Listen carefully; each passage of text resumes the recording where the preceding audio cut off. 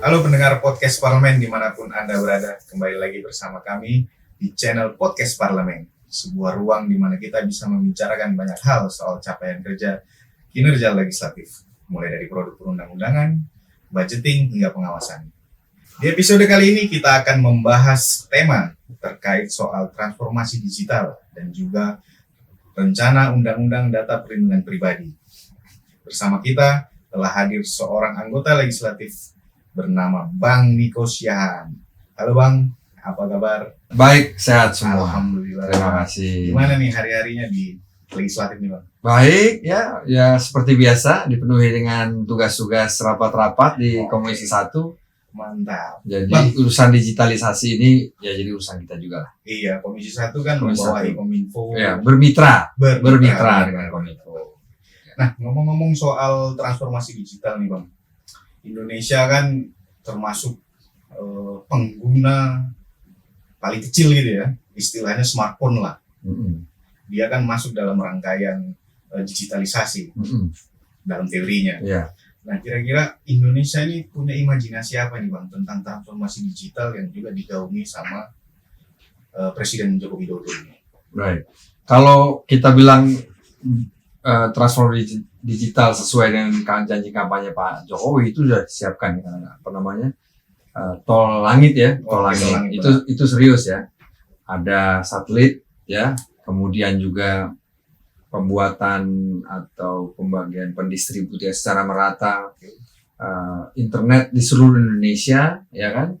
Kemudian yang paling sering juga dilakukan adalah literasi digital dan sebagainya. Tapi memang kalau kita bicara transformasi digital, ya, kan itu salah satunya adalah di pemerintahan, mau ada e-government. Tapi kan kendalanya kan Indonesia kan luas sekali ya, belum semua daerah itu tersambung, tersambung oleh internet, bahkan ada yang belum tersambung oleh listrik. Jadi artinya kalau kita bicara mengenai transformasi digital tanpa semua sudah tersambung oleh internet, kayaknya tidak holistik deh, ya kan? Nggak bisa hanya bicara kota-kota besar kan gitu ya. Masih ada 12.000 lebih desa yang belum terjangkau internet gitu. Kalau dari segi angka, kita sudah sekitar 205 juta ya penduduk Indonesia tersambung. Artinya sudah 70% lebih ya, sudah terkoneksi. Angka itu besar sekali gitu. Cuman kalau hanya dilihat dari angka tapi literasinya cukup rendah, ya kita cuma jadi konsumen aja. Nah, saya lanjut nih Bang, arah berhubungan ini kan menuju masyarakat digital ini tentu punya syarat gitu ya. Salah satunya juga tadi udah Abang sebut misalnya soal infrastrukturnya, terus lantas literasi digitalnya kayak apa, sampai kemudian ada juga istilah soal arus data lintas negara. Nah, kondisi di 3 poin tadi itu kayak gimana Bang di Indonesia?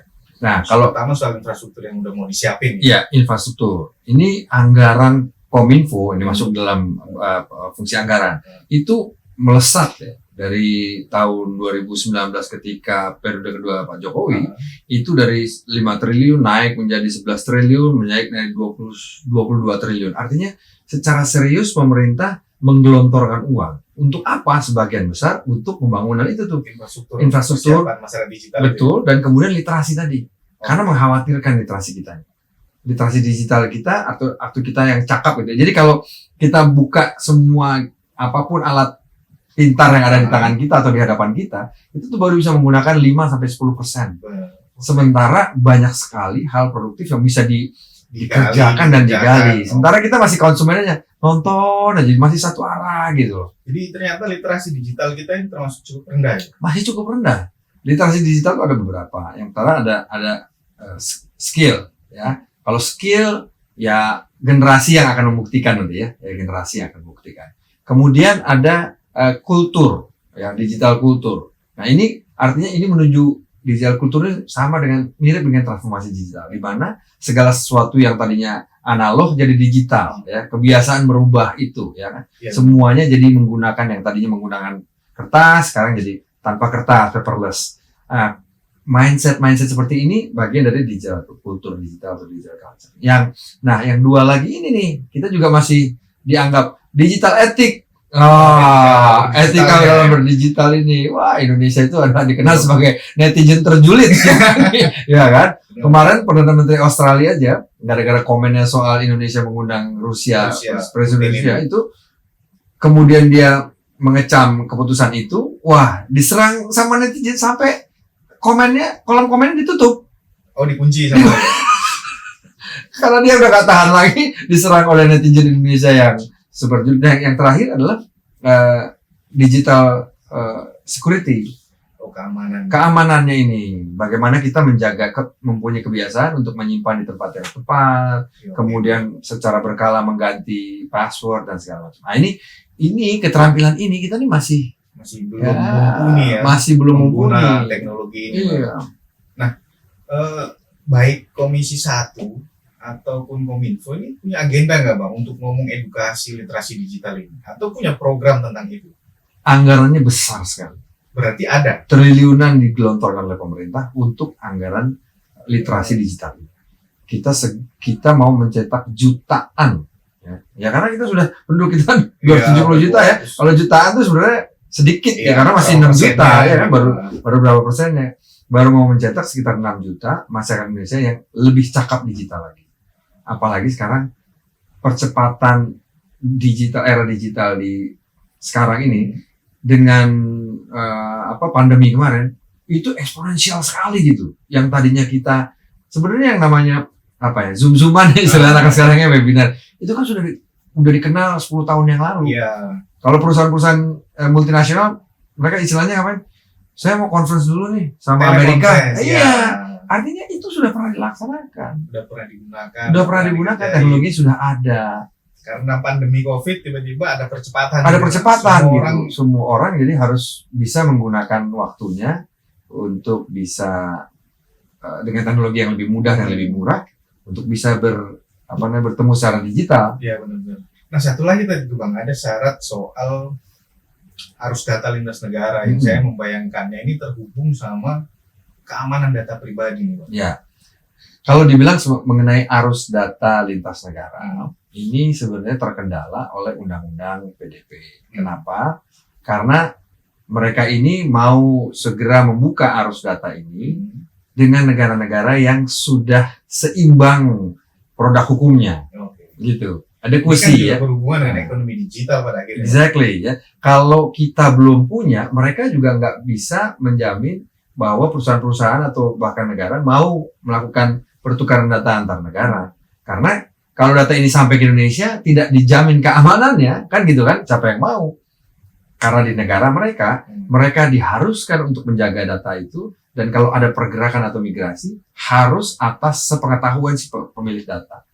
Kita ini nih si pemilik data. Gitu. Lantas sampai sekarang kenapa rancangan undang-undang data perlindungan pribadi ini kayak apa nih Bang progresnya? Nah, kalau nggak salah dia masuk prolegnas tahun ini kan? Ini rame ini kan.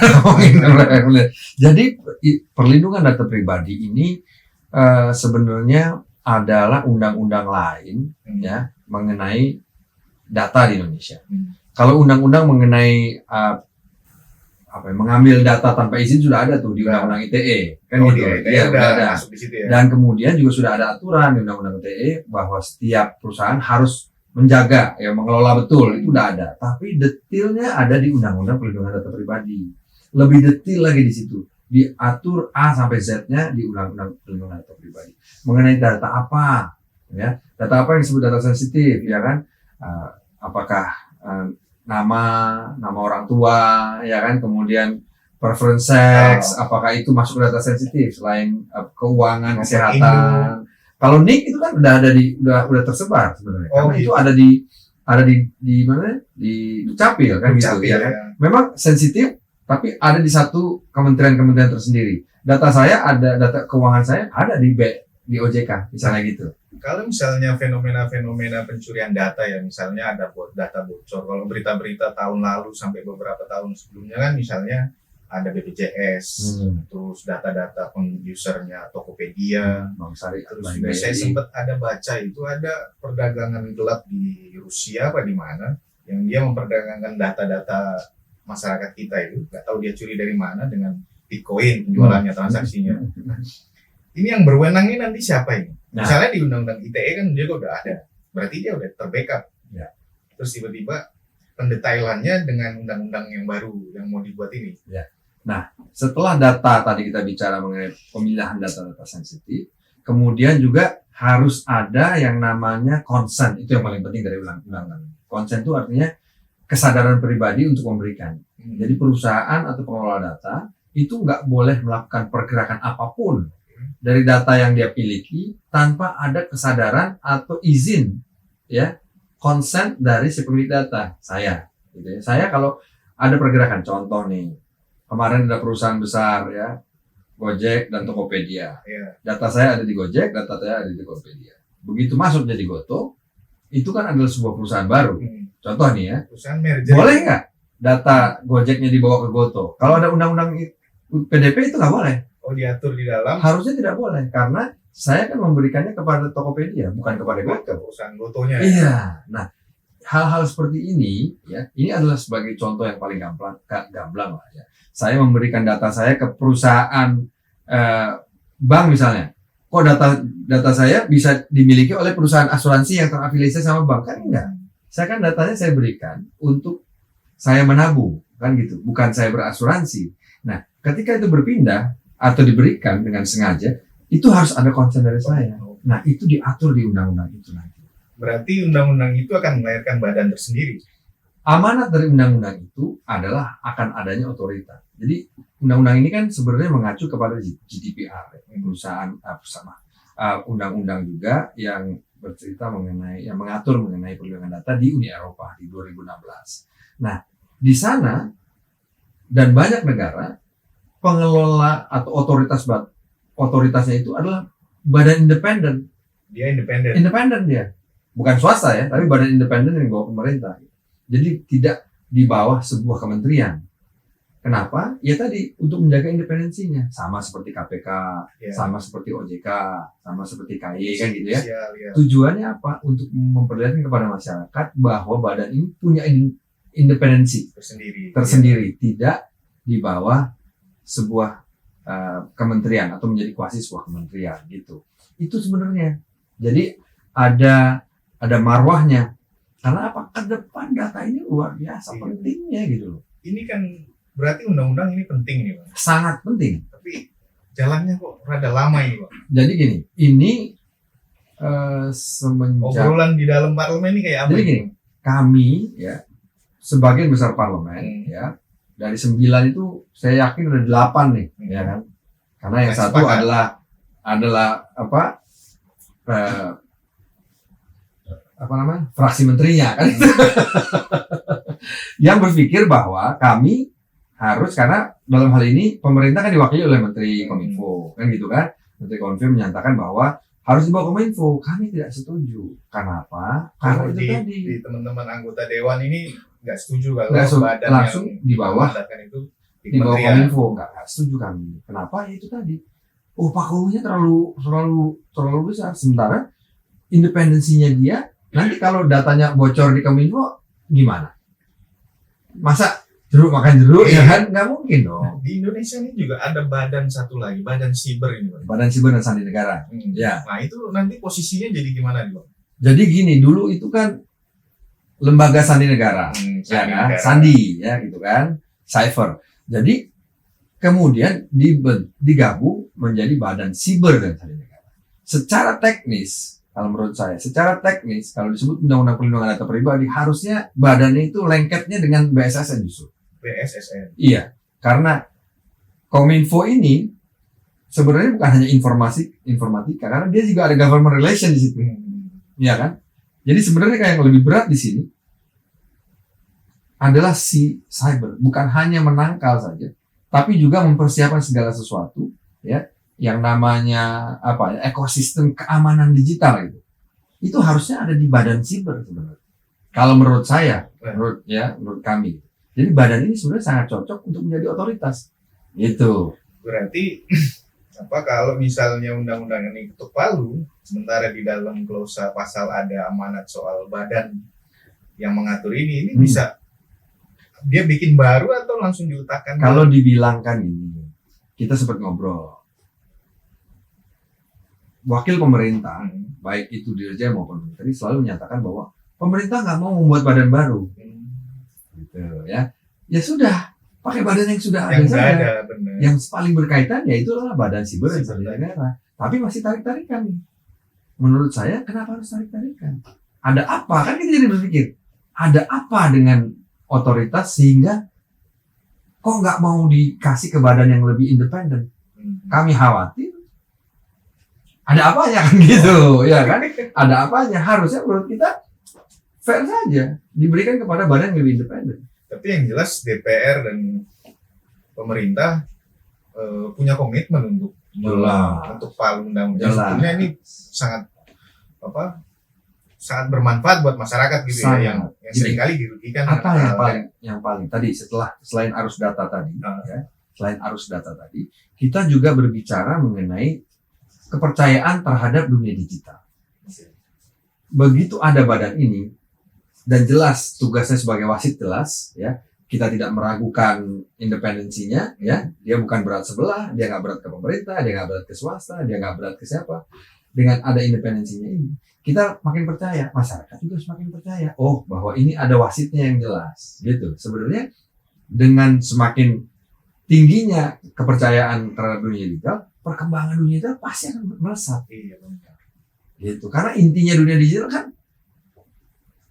trust. Blockchain itu kan menembus semua batas kepercayaan orang terhadap keraguan-raguan transaksi uang begitu besar, misalnya melalui Bitcoin misalnya. Makanya dibuatlah blockchain. Jadi dibuat pengamanan yang super ketat supaya apa? Supaya orang percaya. Trust, gitu. ya. Trust. Gitu. Nah, ini yang terakhir ini, Bang. Ada nggak himbauan untuk masyarakat nih, terkait perlindungan data pribadi? Kadang kan kita nemui orang asal aja gitu ya, nyertain diri dengan KTP-nya dan lain-lain, yang nggak secara nggak ini bisa menguntungkan pihak tertentu gitu ya.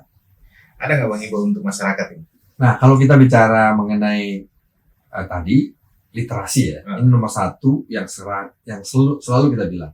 Bung Karno juga pernah bilang begini, kita sudah membangun Istiqlal, katedral, stadion, ya. Tapi kita nggak kurang memang harus membangun manusianya. Ada nation character build, ya kan gitu. Jadi percuma alatnya semua bagus, tapi manusianya itu hanya follower gitu, bukan inovator, ya kan. Nah, saya bilang bahwa pendidikan karakter itu penting sekali. Pendidikan karakter. Jadi kalau kita punya 270 juta jiwa ini, yang kalau saya bilang yang jenius cukuplah 20 juta aja yang jenius gitu. Yang jenius ya, inovator itu udah banyak sekali tuh. Selebihnya apa? Selebihnya orang-orang Indonesia yang rajin bekerja, ya, nasionalismenya tinggi, cinta budaya, hormat kepada orang tua, menjunjung tinggi nilai-nilai keagamaan, itu top kita pasti, ya kan?